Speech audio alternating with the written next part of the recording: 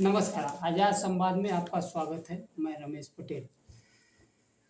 लोकसभा चुनाव 2024 का चुनाव प्रचार का कल आखिरी दिन था तथा कल 1 जून को चुनाव भी संपन्न हो जाएगा। आज हम पिछले 75 दिन के चुनाव प्रचार का विश्लेषण करें तो कल आखिरी दिन विभिन्न दलों के नेताओं ने कहाँ सभा की और क्या बोले। राहुल गांधी इंडिया गठबंधन के कल जहां पंजाब में चुनाव प्रचार में आम चौपाल की शक्ल में अपनी संवाद को जनता तक पहुंचाया, वहीं प्रधानमंत्री लोकसभा चुनाव 24 की आखिरी रैली भी पंजाब के होशियारपुर में हुई।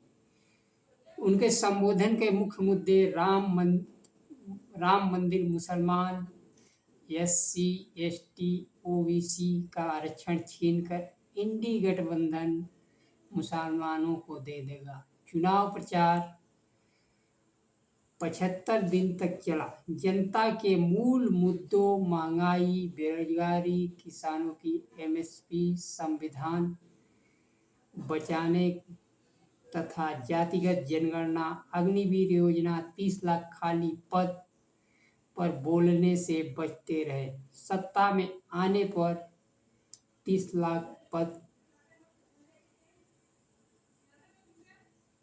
NDA गठबंधन क्या निर्णय लेगा? क्या इन सभी पदों को समाप्त कर देगा या भर्ती करेगा? अगर समाप्त करेगा, फिलहाल तो एक पद खाली क्यों रहे, यही संविधान का खत्म जैसी बात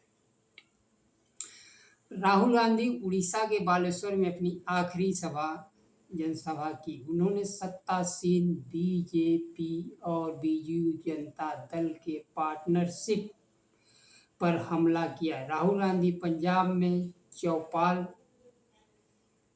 की शक्ल में विभिन्न मुद्दों पर चर्चा की। इंडिया गठबंधन की तरफ से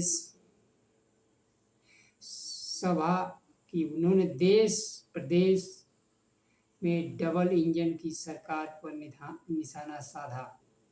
उन्होंने किसानों, नौजवानों और महिलाओं गठबंधन की न्याय पत्र का उल्लेख किया। 30 लाख नौकरी देने, अग्निवीर योजना को समाप्त करने, GST का किसान सरलीकरण तथा किसानों को छूट देने, किसानों का कर्जा माफ करने का मुद्दा छाया रहा।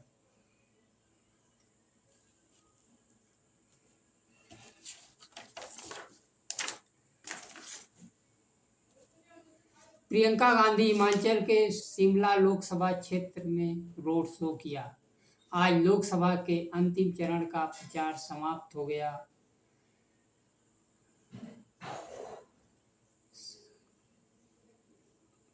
सत्ता पक्ष मुद्दों से ध्यान भटकाकर हवा में तीर चलाता रहा, वहीं इंडिया गठबंधन जनता से जुड़े मुद्दों को उठाकर जनता के बीच अपनी उपस्थिति दर्ज कराता रहा। वजह यही रहा कि गठबंधन की सभाओं में बैरिकेडिंग टूटती रही। इंडिया गठबंधन की तरफ से